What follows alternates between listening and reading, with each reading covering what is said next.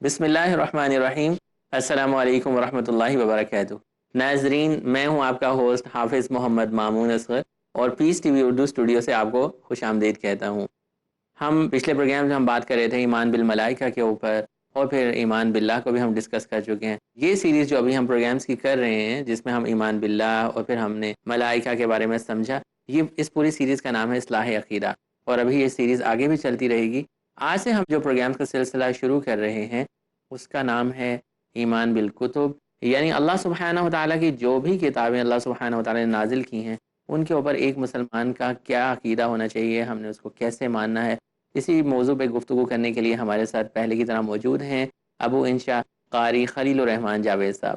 کیسے ہیں قاری صاحب آپ؟ الحمدللہ، اللہ کے بڑا احسان ہے۔ قاری صاحب، ہم گفتگو یہاں سے شروع کرتے ہیں کہ آپ سب سے پہلے ہمیں یہ بتائیے کہ ایک مسلمان کا کتابوں کے اوپر کیا عقیدہ ہونا چاہیے؟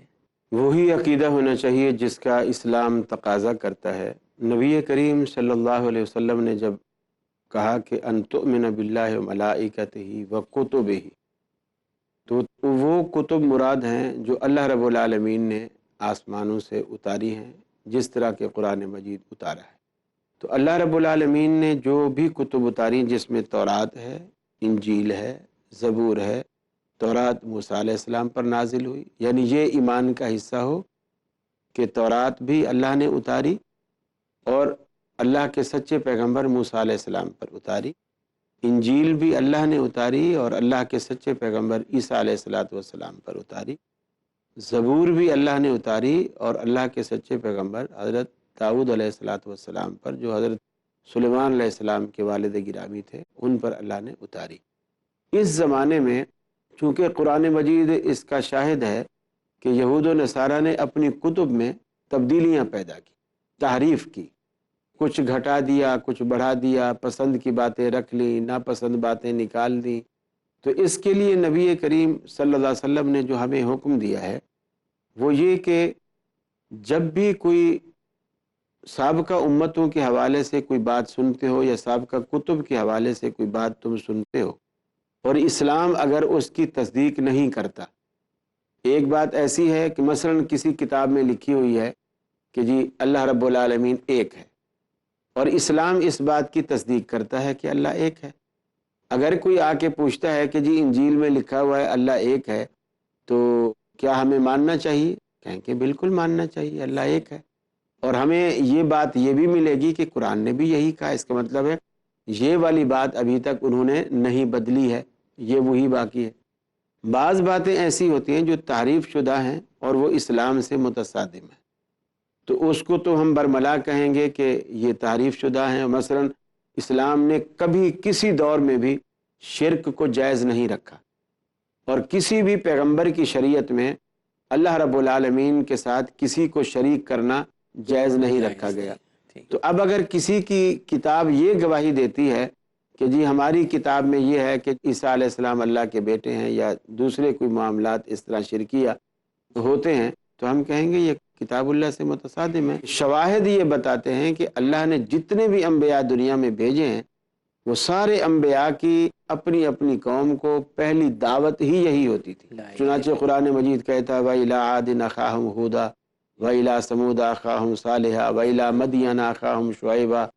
تو ان پیغمبروں کو جو اللہ نے بھیجا، فقال یا قوم، سب نے آ کر کے اپنی اپنی قوم کو دعوت دی، قوم کو پکارا اور فکر و نظر کی بلندیوں سے پکارا، اعبدوا اللہ ما لکم من الہ غیرہ، ایک اللہ کی بندگی کرو، اس کے سوا کوئی معبود جیسا آپ نے نہیں بتایا ہے۔ کہ رسول شریعت لے کے آتے تھے، اس چیز کی میں وضاحت چاہتا ہوں کہ ایک لفظ ہم سنتے ہیں کتاب جو اللہ سبحانہ و تعالیٰ کی طرف سے آتی ہے، اور ایک لفظ آج کل بھی ہم سنتے ہیں شریعت کے نام سے، ان دونوں کے درمیان کیا فرق ہے؟ واضح ہو جائے ہمارے یہ خیال سے۔ الگ چیز نہیں ہے، کتاب ہی تو شریعت لاتی ہے، یعنی جو کتاب ہوتی ہے اسی کے اندر شریعت ہوتی ہے۔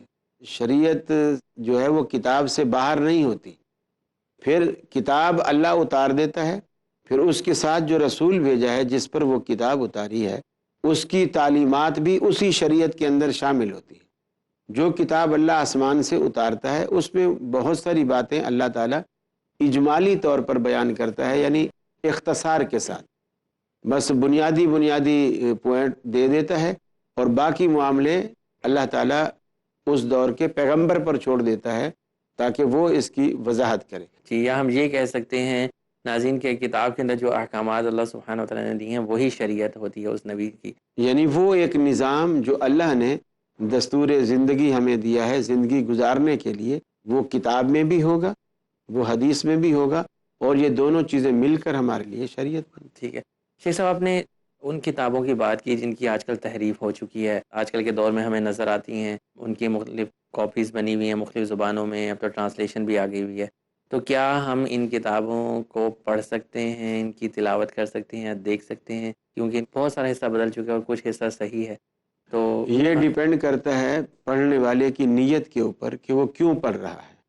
اگر وہ ثواب کے لیے پڑھ رہا ہے تو نہیں کر سکتا، اس کی تلاوت بھی نہیں کر سکتا، اس کے مقصد کے اوپر ہے۔ حضرت عمر فاروق رضی اللہ تعالیٰ عنہ تورات کا ایک ورق لے کر رسول اللہ صلی اللہ علیہ وسلم کے سامنے آئے، وہ بھی کسی بات کی تصدیق چاہتے تھے اور آپ کے سامنے آ کر کے پڑھنے لگے، اور ان کی نظر پیپر کے اوپر ہے اور رسول اللہ صلی اللہ علیہ وسلم کے چہرے کو وہ نہیں دیکھ رہے۔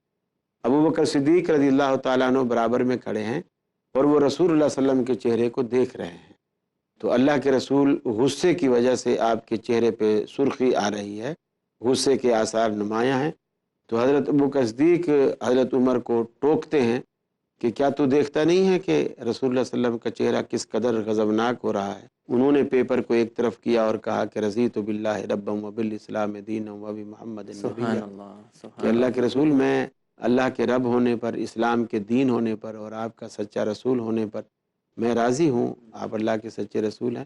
میں تورات اس لیے اس کا ورک نہیں پڑھ رہا تھا کہ میں نے قرآن کو چھوڑ دیا اور اس پر عمل پیرا ہو گیا ہوں، میں صرف کچھ تصدیق چاہتا تھا۔ تو آپ نے وہاں ایک بڑی عجیب بات کہی رسول اللہ صلی اللہ علیہ وسلم نے، صلی اللہ علیہ آپ نے فرمایا کہ لو کان موسیٰ حجا ما وسعہ الا اتباعی، تو آج تورات کا صفحہ میرے سامنے پڑھتا ہے نا، جس پیغمبر پر یہ تورات اتری ہے وہ پیغمبر بھی اگر آج زندہ ہوتا تو ما وسعہ الا اتباعی، جنت میں جانے کے لیے اس کو بھی میری سنت کی کشتی میں سوار ہونے کی ضرورت تھی، اس کے بغیر وہ بھی جنت میں نہیں جا سکتا تھا۔ اسی طرح فرمایا لو بدا لکم موسیٰ فاتبعتموہ وترکتمونی لضللتم عن سواء السبیل، اگر موسیٰ علیہ السلام تم میں دوبارہ آ جائیں، اور حالانکہ وہ اللہ کے سچے پیغمبر ہیں، پیغمبر ہیں بالکل، یعنی میرے آنے کے بعد اگر وہ دوبارہ آ جائیں اور تم اس کی پیروی شروع کر دو اور میری پیروی چھوڑ دو تو لضللتم عن سواء السبیل، تم سیدھے راستے سے گمراہ ہو جاؤ۔ اب نبی کو چھوڑنا، نبی کریم صلی اللہ علیہ وسلم کے اسوے کو چھوڑنا، چہ جائے کہ کسی دوسرے پیغمبر کی وجہ سے ہی کیوں نہ چھوڑا ہو، وہ گمراہی کے سوا کچھ نہیں دے سکتا۔ اب ہدایت سراپا موقوف ہے نبی کریم صلی اللہ علیہ وسلم کی اتباع پر، آپ کی سنت پر، آپ کی پیروی۔ جی بالکل، یقیناً ہدایت تو اس وقت ہمیں نبی صلی اللہ علیہ وسلم کے طریقے سے ہی مل سکتی ہے۔ صرف کچھ اشکالات جو تھے میرے ذہن میں چاہتا تھا اس کو ہم کلیئر کریں۔ آپ نے بتایا کہ تلاوت ہم اس کتاب کی نہیں کر سکتے، ہاں، اس میں ایک بات رہ گئی ہے جو میں کہنا چاہ رہا تھا، یہ ڈیپینڈ کرتا ہے کہ آپ کی نیت اس کیا کی ہے۔ نیت کے جی اوپر۔ اب ایک شخص اگر اس نیت سے اس کو سٹڈی کرتا ہے کہ مجھے عیسائیوں سے بات کرنی ہے، مجھے یہودیوں سے بات کرنی ہے، وہ جو قرآن مجید پر اعتراض کرتے ہیں، اسلام پر اعتراض کرتے ہیں، مجھے اس کا جواب انہی کی کتابوں سے مجھے تلاش کرنا ہے، تو یہ تو سراسر دین کی خدمت ہے۔ یہ اگر مقصد لے کر پڑھتا ہے، اسی طرح مولانا ثناء اللہ امرتسری رحمۃ اللہ علیہ بہت بڑے مناظر بھی تھے، اور بڑے، دنیا کا کوئی مذہب ایسا نہیں تھا جس سے انہوں نے مناظرے نہ کیے ہوں، آریاؤں کے ساتھ، عیسائیوں کے ساتھ، یہودیوں کے ساتھ، ہندوؤں کے ساتھ، سکھوں کے ساتھ، سب سے عقلی نقلی ہر اعتبار سے وہ دلائل سے جیتتے، اور الحمدللہ اس سے بہت مسئلہ کے حقہ کو اور عقائد صحیحہ کو بہت فائدہ ہوا، اور ان دنوں میں بہت لوگوں نے شرک سے توبہ کی۔ جب بھی آدمی اس طرح کے کام کرتا ہے، اس سے سب سے بڑا فائدہ یہی ہوتا ہے کہ دین پھیلتا ہے اور لوگوں کو سمجھ آتی ہے، لوگوں کو سمجھ آتی ہے۔ بے شک وہ دو آدمی آپس میں مقابلہ کر رہے ہوتے ہیں، لیکن ان کی بحث سے جو سمجھدار لوگ ہوتے ہیں وہ نتیجہ نکال لیتے حق ہیں۔ واضح ہو جاتا ہے۔ تو اس زمانے میں مولانا ثناء اللہ امرتسری رحمۃ اللہ علیہ کے دور میں انگریز کا دور ہوتا تھا، اور خود انگریز عدالت جج بن کر ان کو مناظرہ کرنے کی اجازت دیتی تھی، اور پھر وہ مناظرے جب جیتتے تھے، بستیوں کی بستیاں، علاقوں کے علاقے جو ہیں وہ مسلمان ہوتے اور وہ سبحان اللہ، توحید کی دعوت کو قبول کرتے اور شرک سے توبہ کرتے، اور یہی منظر آج ہم دیکھ رہے ہیں ڈاکٹر صاحب کی اس محنت کی جی وجہ سے ماشاء اللہ، کتنے لوگ مسلمان ہوتے ہیں۔ سبحان اللہ، بہت اچھا شیخ صاحب نے ایکسپلین کیا۔ ان کتابوں کی تلاوت کرنا اور نیت پہ ڈیپینڈ کرتا ہے کہ ہماری نیت کیا، اگر ہماری نیت میں یہ ہے کہ ہم کمپیریٹیو ریلیجن سیکھنا چاہتے ہیں، یا کبھی اگر ہمیں کسی کرسچن کا سامنا کرنا پڑے گا یا کسی بھی غیر مذہب کا، تو ہم انہی کی کتابوں میں سے انہیں ریفرنس دے سکیں، تو اس مقصد کے لیے تو پڑھی جا سکتی ہیں۔ لیکن اس وقت جو شریعت ہے وہ محمد صلی اللہ علیہ وسلم کی ہے، وہی ہمیں سیدھا اور سچا راستہ دکھائے گی۔ یہاں پہ ہم ایک چھوٹی سی بریک لیتے ہیں، بریک کے بعد شیخ صاحب دوبارہ حاضر ہوں گے۔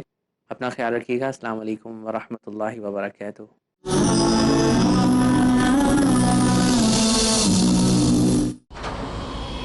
گمراہیوں سے ملتی ہے اس شخص کو نجات، شب روز جو گزارتا ہے عالموں کے ساتھ۔ قرآن مجید ہماری زندگی کی، ہماری ایمان کی روح ہے۔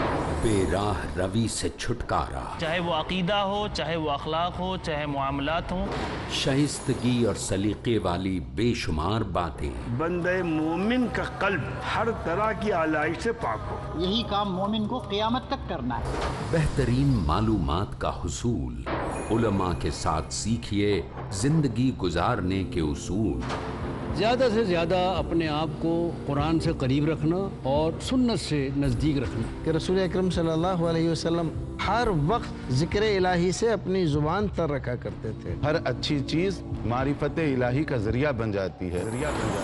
اگر زندگی ہوگی با مقصد تو لمحہ لمحہ ہوگا خوشنما۔ محفل علماء ہر جمعہ اور سنیچر شام 6 بجے اور دوبارہ رات 12:30 بجے انڈیا میں پیس ٹی وی اردو پر۔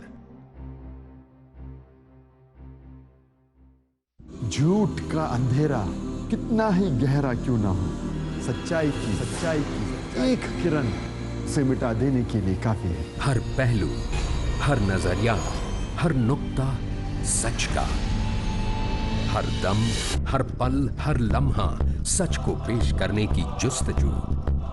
آئیے میرے ساتھ اور حق کو جانیے۔ عالم انسانیت کے لیے سچائی کی روشنی۔ ڈاکٹر ذاکر نائک پیش کریں گے اظہار حق، ہر پیر سے سنیچر رات 10 بجے اور دوبارہ صبح 8:30 بجے انڈیا میں پیس ٹی وی اردو پر۔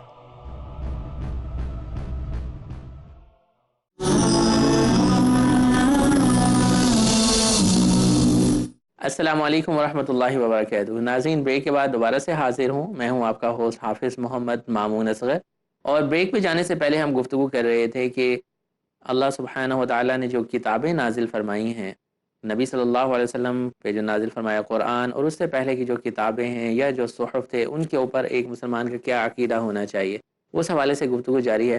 شیخ صاحب، میں اب چاہوں گا کہ آپ یہ بتائیے کہ قرآن جو ہے، اس قرآن مجید کے بارے میں کچھ لوگوں کا یہ وہم ہے کہ یہ اللہ سبحانہ و تعالیٰ کی مخلوق ہے۔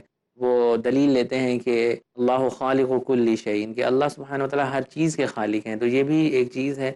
تو دنیا میں کوئی ایسی چیز نہیں جس کا کوئی خالق نہ ہو، تو اس کا خالق بھی اللہ سبحانہ و تعالیٰ ہے اور یہ مخلوق ہے۔ اس چیز کی وضاحت جو ہے کیجیے اور ہمارے عقائد کی درست کیجیے۔ جزاکم اللہ۔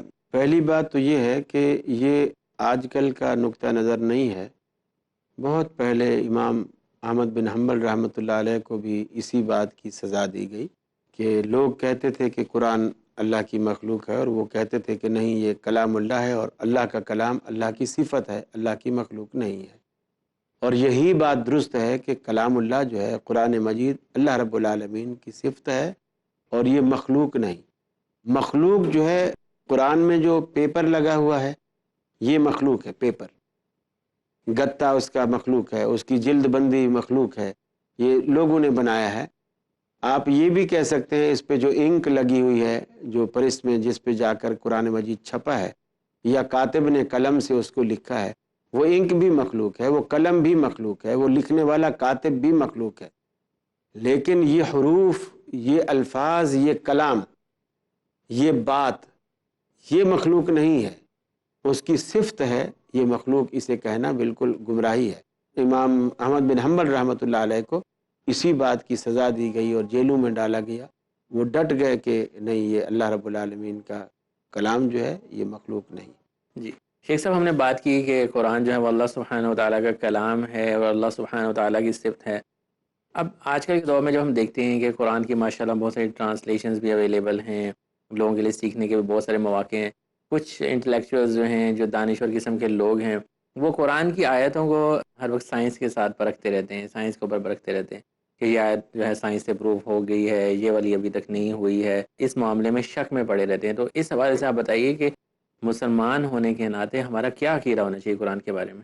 قرآن کے بارے میں اللہ رب العالمین نے خود فرمایا کہ ذالک الکتاب لا ریب فیہ، یہ ایسی کتاب ہے اس میں کسی قسم کے شک اور شبے کی گنجائش نہیں ہے. اور قرآن مجید ایسی سچی کتاب ہے کہ یہ اپنی دلیل خود ہے. سبحان اللہ. اس کی سچائی کے لیے بیرونی کسی دلیل کی ضرورت نہیں ہے. اب جیسے نبی کریم صلی اللہ علیہ وسلم ہے، اب وہ اللہ کے رسول ہیں اور وہ اپنے وجود میں خود ایک دلیل ہے، اس لیے کہ آپ کا رسول ہونا اس بات کی دلیل ہے کہ یہ جو کچھ کہہ رہا ہے وہ سچ ہے، کیونکہ رسول جھوٹ نہیں بولتا. جب آپ نے کسی کو اللہ کا رسول مان لیا ہے تو پھر اس کی ہر بات سچی ہے یہ آپ کو ماننا پڑے گا، ورنہ آپ کا رسول پر ایمان ہی نہیں ہے. تو جب آپ نے قرآن کو اللہ کی کتاب مان لیا ہے، یا تو یہ ہے کہ نہیں مانا ہے، وہ دوسری بات ہے. اگر آپ نے کتاب کو، قرآن مجید کو اللہ کی کتاب مان لیا ہے تو پھر کوئی وجہ نہیں کہ آپ یہ کہیں کہ اس کی یہ بات کیونکہ سائنس کے خلاف ہے میں نہیں مانتا. تو پھر آپ کا ایمان سائنس ہوا، قرآن نہ ہوا.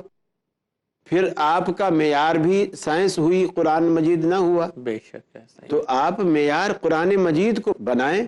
اور اس طرح بہت ساری سائنس کی باتیں ہیں جو قرآن مجید نے 1400 سال پہلے باتیں کہیں اور سائنس 1400 سال پہلے غلط کہتی رہی، پھر وہ بعد میں بدلی اور بدل کے پھر قرآن کے موافق لے آئے. جیسے ایک نقطہ نظر پہلے تھا کہ سورج جو ہے وہ ساکت ہے اور جامد ہے، گردش نہیں کرتا ہے. اب ان کی تحقیق ہے کہ نہیں، سورج گھومتا ہے.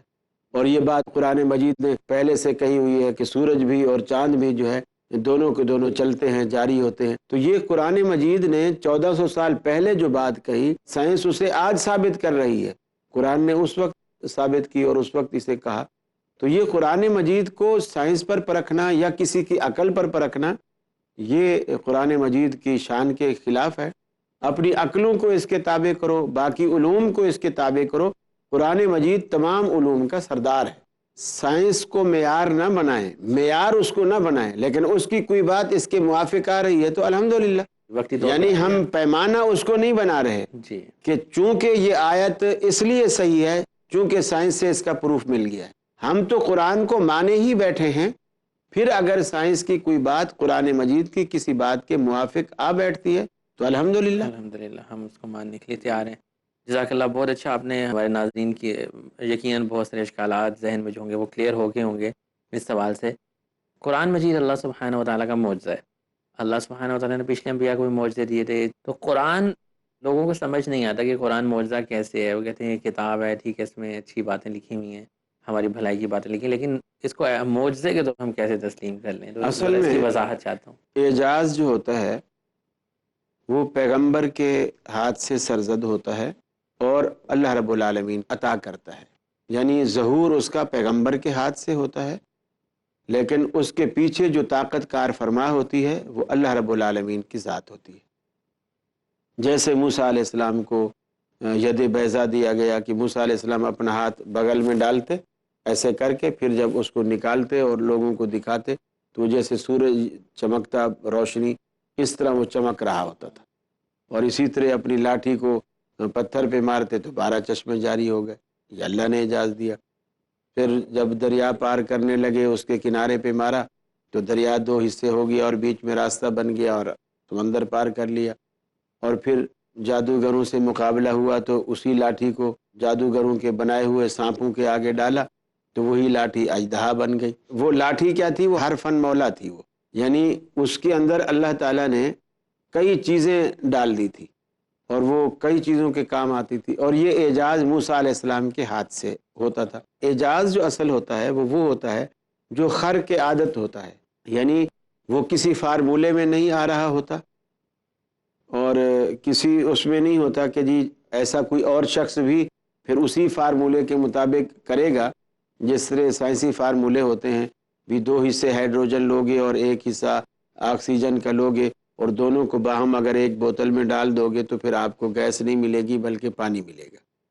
تو یہ اب اس کو میں بھی کر لوں، آپ بھی کر لیں، کوئی بھی کر لے، ایک ہی رزلٹ آئے گا، ایک ہی رزلٹ آئے گا۔ یہ ہے ایک فارمولہ۔ اعجاز وہ ہوتا ہے جو ان فارمولوں سے بے نیاز ہوتا ہے، بلکہ اگر کوئی ویسی کوشش کرنا بھی چاہے تو وہ نہیں کر سکتا۔ اب جیسے رسول اللہ صلی اللہ علیہ وسلم نے ایک سفر میں تھے اور لوگوں نے کہا یا رسول اللہ پینے کا ہر چیز کا پانی ختم ہو گیا ہے، اور وضو کے لیے بھی پانی نہیں ہے، اور جانوروں کے پلانے کے لیے بھی پانی نہیں ہے۔ آپ نے کہا کسی کے پاس کوئی تھوڑا سا پانی ہے؟ تو ایک صحابی نے کہا میرے پاس تھوڑا سا ہے، تو وہ مٹی کے پیالے میں پانی لے آیا، تو رسول صلی اللہ علیہ وسلم نے اس میں اپنی انگلیاں سے ڈال لی، تو وہ ان انگلیوں سے اللہ رب العالمین نے پانی کے فوارے ایسے جاری کر دیے۔ صحابہ کہتے ہیں کہ ہم اس میں نہائے، ہم نے اپنے مشکیزے پانی کے بھرے، جانوروں کو پانی پلایا، وضو کیا، غسل کیے، اور وہ اب یہ انگلی ہے اور کہ فوارہ تو نہیں ہے، اور اس میں سے پانی فوارے کی طرح پھوٹ رہا ہے، اور لوگوں نے مشکیزیں بھر لیے، اونٹوں کو پلا لیے، نہا لیے، وضو کر لیے، تو آخر وہ پانی جسم سے تو نہیں آ رہا تھا۔ اس کے پیچھے اللہ رب العالمین کی قدرت کار فرماتی، اگرچہ اس قدرت کا جو پوائنٹ تھا، جو اظہار کا جو پوائنٹ تھا، وہ نبی کریم صلی اللہ علیہ وسلم کا وجود تھا، آپ کے ہاتھ مبارک سے ایسا ہوا۔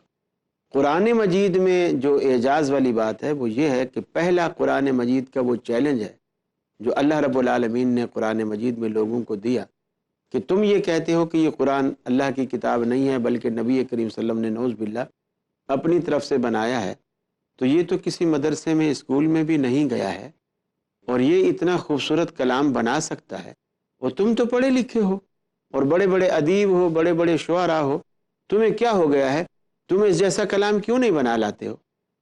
پھر اللہ رب العالمین نے کہا کہ اور کل ان اجتمعت الانس والجن علی ان یاتوا بمثل هذا القرآن، فرمایا سارے پوری کائنات کے جن اور انسان سب کو دعوت دے دو، اور سارے مل کر بھی اس قرآن جیسا قرآن اگر تم بنا کے لاؤ۔ یہ قرآن کا چیلنج ہے، ایک عرصے تک یہ چیلنج رہا اور کسی نے قرآن مجید نظیر پیش نہیں کی، پھر اللہ نے اس میں تھوڑی رعایت کر دی، چیلنج کو تھوڑا سستا ہلکا کر دیا، پھر فرمایا فأتوا بعشر سور مثلہ، کہ چلو تم پورا قرآن نہیں بنا سکتے، اس قرآن جیسی کوئی 10 صورتیں بنا لیں۔ پھر یہ بھی قید نہیں لگائی کہ 10 صورتیں کو سورہ بقرہ جیسی ہوں یا سورہ مائدہ جیسی ہوں یا نساء جیسی ہوں، کوئی سی بھلے انا اعطیناک الکوثر جیسی ہوں، تم کوئی سی 10 صورتیں ہی بنا لاؤ۔ پھر ایک عرصے تک ان کو مہلت دی اور وہ نہیں بنا لائے۔ اللہ رب العالمین نے اس چیلنج کو، پھر یہ ان کے لیے شرمندگی کی بات تھی، شرمندگی کی بات تھی کہ یعنی ان کو رعایت پہ رعایت دی جا رہی ہے اور اتنا ان کو کمزور کر دیا گیا ہے۔ پھر آخری اللہ رب العالمین نے کیا کہا کہ فأتوا بسورۃ من مثلہ، کہ چلو تم اس جیسی کوئی ایک صورت ہی بنا لاؤ، ایک صورت۔ چنانچہ حدیث میں آتا ہے کہ یہ رواج تھا دور جاہلیت میں کہ لوگ جو اپنا کلام کہتے، وہ کلام بیت اللہ کے دروازے میں اگر کسی کا اچھا کلام ہوتا تو وہ بیت اللہ کے دروازے میں لٹکا دیتے، اور وہ اس وقت تک لٹکا رہتا ہوتا کہ جب تک کہ اس سے کوئی اچھا کلام دوسرا اپنا نہ لے آتا۔ جب وہ اچھا لے آتا تو وہ پہلے والا ہٹا دیتے، اس کو اس کی جگہ لگا دیتے۔ جب سورہ کوثر نازل ہوئی تو نبی کریم صلی اللہ علیہ وسلم نے غالباً سیدنا علی المرتضیٰ سے کہا کہ اسے بیت اللہ کے دروازے میں لٹکا دو۔ یہ 3 آیات تھی، انا اعطیناک الکوثر فصل لربک وانحر ان شانئک ھو الابتر۔ یہ جب لٹکا دی تو شاعری کے اندر یہ آتا ہے کہ جو 2 مصرے ہوتے ہیں وہ ایک شعر بنتا ہے، اور 2 شعر مل کر ایک رباعی بنتی ہے۔ تو اس نے دیکھا کہ بھی یہ 3 لائنیں جو لکھی ہوئی ہیں گویا 3 مصرے ہیں، ایک شعر پورا ہے اور دوسرا شعر جو ہے نامکمل ہے، کسی نے ہمیں چیلنج کیا ہے کہ وہ مکمل کرنا ہے۔ تو بڑی سوچ بچار کے بعد غالباً لبید نامی ایک شاعر تھا، وہ مصرع اس نے مکمل کیا، اس کی نظر میں وہ مصرع تھا، اور اس نے کہا واللہ ما ھذا کلام البشر، کہ اللہ کی قسم یہ کسی یقیناً ایگزیکٹلی جو معجزہ ہے جیسے آپ نے بتایا وہ عاجز کر دینے والی چیز ہے، اور اللہ سبحانہ و تعالی نے جو معجزہ قرآن دیا نبی صلی اللہ علیہ وسلم کو، آج تک نہ اس جیسی کوئی کتاب بنا سکا. پھر دوسرا جو اللہ سبحانہ و تعالیٰ نے کہا کہ 10 صورتیں، پھر اس کے بعد ایک صورت یقیناً نہ بنا سکا اور نہ بنا سکے گا.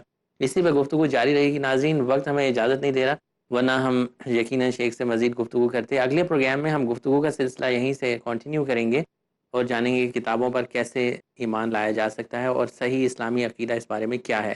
دیکھتے رہیے گا پیس ٹی وی. السلام علیکم ورحمۃ اللہ وبرکاتہ.